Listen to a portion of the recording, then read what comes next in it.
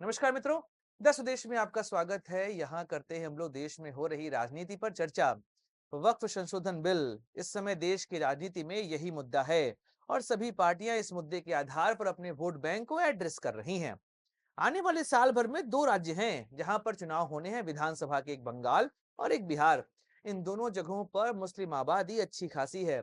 ऐसे में इस संशोधन बिल का प्रभाव यहाँ के चुनाव पर अवश्य पड़ेगा।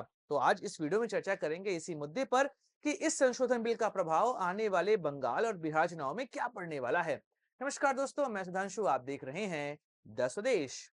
दोस्तों, द स्वदेश एक मंच है जहां पर हम निष्पक्ष पॉलिटिकल एनालिसिस करते हैं। अगर आपको हमारा पॉलिटिकल एनालिसिस पसंद आता है तो आप यूपीआई के माध्यम से हमारी मदद भी कर सकते हैं।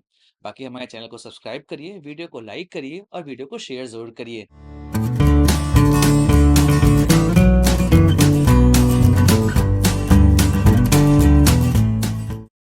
दोस्तों, वीडियो की शुरुआत करते हैं बिहार चुनाव से, क्योंकि अभी इस साल अक्टूबर में है यहाँ पर विधानसभा चुनाव और यहाँ पर दो पार्टियां हैं, या दो गठबंधन कह लेता हूँ, पार्टियां अच्छा नहीं है कहना। दो गठबंधन है, एक तरफ महागठबंधन जिसमें कि कांग्रेस, आरजेडी और वामदल मुख्य रूप से हैं, और एक तरफ है भाजपा, जेडीयू और चिराग पासवान की एलजेपी। यह दो प्रमुख गठबंधन है। एक अन्य पार्टी है, वह है जन स्वराज पार्टी, जो कि प्रशांत किशोर की पार्टी लास्ट ईयर यह चुनाव में खड़ी हुई थी। अब सीधी बात है, यहाँ पर एक तरह से ट्रायंगल बन रहा है। हाँ, यहाँ पर प्रशांत किशोर उतना बड़ा रोल प्ले नहीं करेंगे, लेकिन फिर भी उनकी राजनीति को यहाँ पर खारिज नहीं कर सकते। क्यों, अभी समझाता हूँ। आप देखेंगे कि बिहार विधानसभा चुनाव से पहले इस बिल को यहाँ पर पेश किया। अब यहाँ पर दो पार्टियों में असमंजस की स्थिति थी। एक थी जेडीयू और एक थी आरजेडी। आरजेडी में असमंजस ये था कि भाई वो इस बिल को किस तरीके से विरोध कर सके अधिक से अधिक, जिससे कि मुस्लिम समाज में यह संदेश जाए कि हम उनके साथ एकजुट होकर यहाँ पर खड़े हैं। तो यहाँ पर तेजस्वी यादव, लालू प्रसाद यादव, इन्होंने खुलकर इस बिल की मुखालफत की। लेकिन इसी बीच में 2010 में लालू प्रसाद यादव का वक्फ पर दिया गया एक बयान जो उन्होंने लोकसभा में दिया था, वह सामने आ गया, जहां पर उन्होंने कहा था कि वक्फ लगातार जमीन पर कब्जा किया जा रहा है, ऐसे में उनको रोकने के लिए हमें कड़े कानून बनाने पड़ेंगे। तो तेजस्वी यादव की यह कड़ी राजनीति अचानक से इस बयान की वजह से साइडलाइन होते हमको दिखाई दी। लेकिन यहाँ पर जो मुख्य समस्या थी वह कांग्रेस और जेडीयू के पास भी थी, क्योंकि जेडीयू, भाई मुस्लिम समाज का वोट उनको अच्छा खासा मिलता है। लेकिन अगर आपको याद होगा तो इस बार जब नीतीश कुमार ने इफ्तार पार्टी दी तो वहां पर कई सारे मुस्लिम ग्रुप्स ने उनकी इफ्तार पार्टी का बाइकआउट कर दिया था। वह नहीं गए थे वहां पर। उन्होंने बहुत प्रयास किया, पर एक तरीके से मुस्लिम समाज नीतीश कुमार से समय कटता नजर आ रहा है। और वक्फ संशोधन बिल में जिस तरीके से उन्होंने समर्थन किया है, मुस्लिम समाज में यह संदेश गया है कि नीतीश कुमार अब वैसे सेकुलर नहीं रहे जैसे पहले हुआ करते थे। हाँ, यहाँ पर एक संदेश देकर उन्होंने मामले को बैलेंस करने का प्रयास किया है कि भाई साहब देखो, जो यहाँ पे संशोधन आया था हमने इसमें अपने अकॉर्डिंग कुछ चेंजेस कराए, जिससे कि मुस्लिम समाज को यहाँ पर बिल्कुल भी दिक्कत ना हो। लेकिन क्या यह पैंतरा नीतीश कुमार के काम आएगा? क्या बिहार विधानसभा चुनाव में नीतीश कुमार को यहाँ पर मुस्लिम समाज का समर्थन मिलेगा? समस्या तो है।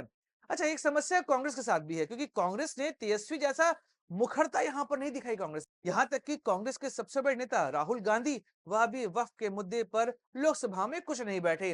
वह वहां पर 12 घंटा बैठे रहे, लेकिन उन्होंने वक्फ के नाम पर एक बात भी वहां पर नहीं कही। तो सीधी बात है कि कांग्रेस भी यहाँ पर फूंक फूंक के कदम रख रही, क्योंकि उन्हें सिर्फ बिहार ही नहीं, अन्य राज्य भी देखने हैं। तो अब वक्फ का बिल क्या सही में यहाँ पर राजनीतिक माहौल को मेंटेन करेगा, यह तो समय बताएगा। देखिए, भाजपा की बात मैं एक साथ बंगाल और बिहार दोनों के परिप्रेक्ष्य में लास्ट में करूंगा, क्योंकि बीजेपी यहाँ पर कॉमन एंटिटी है, उनका वोट बैंक भी यहाँ पर कॉमन है। तो वहां पर क्या सही में यह बिल उनके लिए फायदेमंद होगा, यह तो समय बताएगा। लेकिन यह चर्चा हम वीडियो के लास्ट में करने वाले हैं। बंगाल चलते हैं। अच्छा, बंगाल में आप देखेंगे तो वहां पर मुस्लिम आबादी नियर अबाउट 25 से 30% की है। लेकिन अभी एग्जैक्ट डेटा तो आया नहीं, क्योंकि यहाँ पर जनगणना हुई नहीं है। लेकिन हाँ, 25 से 30 के आसपास यहाँ पर वहां पर मुस्लिम आबादी है, और यह मुस्लिम आबादी एक मुश्त ममता बनर्जी को वोट देती है। ममता दीदी का स्टैंड जितना साफ यहाँ पर था, उतना किसी और पार्टी का नहीं रहा है। वो स्टैंड कैसा है, इस पर आप विचार करिए। मैं यहाँ पे बात कर रहा हूँ कि स्टैंड क्लियर था। उन्होंने वक्फ संशोधन बिल पर वही स्टैंड लिया जो उन्होंने राम मंदिर उद्घाटन पे और उसके बाद प्रयागराज में हो रहे महाकुंभ पर लिया था। मतलब यहाँ पर वो सीधे तरीके से मुस्लिम समाज को एड्रेस करते नजर आ रही हैं। उन्होंने खुलकर कह दिया है कि भैया, इस बिल का मैं मुखालफत करती हूँ, मुझे इस बिल से कोई मतलब नहीं है। उन्होंने प्रयागराज में हो रहे महाकुंभ को मृत्यु कुंभ कह दिया था, तो उससे बढ़कर वो क्या ही बोलने वाली हैं। ममता बनर्जी को पता है कि जो एक मुश्त वोट है 30% वो उनके साइड जाता यहाँ पर दिखाई देगा। ऐसे में वह खुलकर इस बिल का विरोध करते यहाँ पर दिखाई दे रही हैं। उनको भी पता है क्योंकि बंगाल में इस समय केवल दो ही पार्टी है, एक टीएमसी और एक भाजपा। वहां पर वामदल और कांग्रेस का अस्तित्व खत्म हो चुका है। कांग्रेस कितना भी प्रयास करे वहां पर अपने दम पर नहीं खड़ी हो सकती क्योंकि उनके वोट बैंक को पूरे तरीके से इस समय ममता बनर्जी ने अपनी ओर आकर्षित कर लिया है। और अभी अधीर रंजन चौधरी जो लोकसभा में एक दौर के कांग्रेस के नेता हुआ करते थे, वह पहुंचे थे ममता बनर्जी से मिलने। इन दोनों की अदावत पुरानी है लेकिन फिर भी वह मिलने पहुंचे। क्या गठबंधन का प्रयास है? मुश्किल लग रहा है क्योंकि यहाँ पर ममता दीदी ने साफ कह दिया है कि वह कांग्रेस साथ गठबंधन नहीं करने वाली हैं। तो उनको पता है कि अगर जितना हम यहाँ पर मुखालफत करेंगे इस बिल की, हमारी तरफ वोट बैंक उतना ही एकजुट होता जाएगा और यह वोट बैंक वामदल और कांग्रेस की ओर नहीं जाएगा। और कांग्रेस ने इस तरीके से मुखालफत भी नहीं की है, न वामदलों ने यहाँ पर मुखालफत की है। तो ऐसे में मुस्लिम समाज का वोट इस मुद्दे पर ममता दीदी की ओर जाता हमको दिखाई देगा।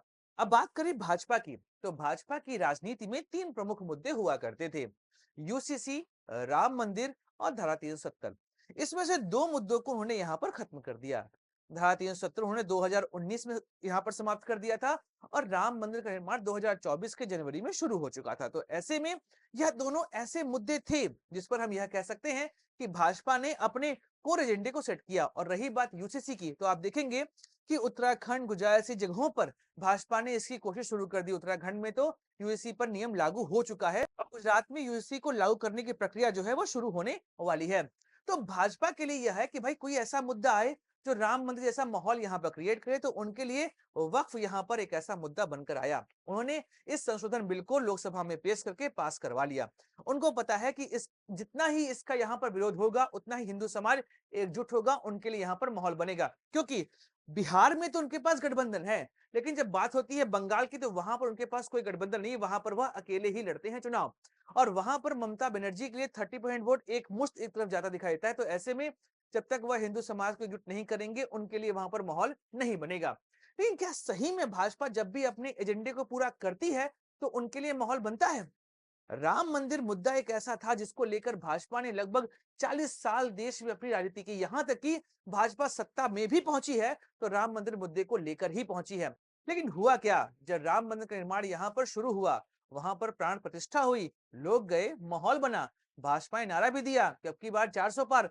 लेकिन राम मंदिर का वह मुद्दा जिसकी वजह से भाजपा की राजनीति इस देश में खड़ी हुई थी, उस राम मंदिर निर्माण के बाद भाजपा को पूर्ण बहुमत की भी प्राप्ति नहीं हुई। तो यह साफ बात है कि भाजपा के लिए उनका जो कोर एजेंडा है जब वह पूरा हो जाता है तो उनके ही वोटर्स उनको वोट नहीं देते हैं। तो क्या सही में वक्फ संशोधन बिल भाजपा के लिए यहाँ पर माहौल बनाएगा? क्या बिहार और बंगाल में उनको इसका फायदा मिलेगा? यह तो समय बताएगा। लेकिन हाँ, बिहार और बंगाल दोनों जगहों पे इस बिल का असर आपको साफ दिखाई देगा और इस बिल का असर आपको उत्तर प्रदेश, उत्तराखंड, पंजाब, तमिलनाडु और केरल में भी देखने को मिलेगा। केरल में ध्यान रखिएगा क्योंकि वहां पर कई सारी क्रिश्चियन कम्युनिटी ने इस बिल का समर्थन कर दिया है। ऐसे में अल्पसंख्यक जो समुदाय है उसके अंदर भी इस बिल को लेकर एक तरह का डिवीजन हमको साफ दिखाई दे रहा है। भाजपा इसका फायदा उठाने का प्रयास जरूर करेगी। तो अब तो समय बताएगा कि इसका चुनाव पर असर क्या होने वाला है। लेकिन कई बार ऐसा हुआ है कि जिस चीज को हम यहाँ पर मुद्दा समझते हैं, जब समय आता है तो वह मुद्दा बचता ही नहीं। जैसे कि 3 तलाक मुद्दा, भाजपा ने यह भी कोशिश की थी कि 3 तलाक के माध्यम से वह मुस्लिम महिलाओं में अपनी पैठ बढ़ा सकेगी। लेकिन हुआ क्या, भाजपा को उतने वोट नहीं मिले जितना उन्होंने इसका प्रचार प्रसार किया था। और वक्फ संशोधन बिल का भी प्रचार प्रसार भाजपा ऐसे ही कर रही है। क्या सही में मुस्लिम समाज भाजपा को वोट देगा? मुश्किल लगता है क्योंकि यहाँ पर जो विरोध कर रहे हैं उनको वोट मिलने की संभावना ज्यादा दिखाई दे रही है। बाकी दोस्तों हम तो करते रहेंगे चर्चा, मिलेंगे अगले वीडियो में, बात करेंगे किसी और राजनीतिक मुद्दे की। अपने दोस्त सुधांशु को दीजिए इजाजत। Like share subscribe channel. जय हिंद, वंदे मातरम, भारत माता की जय।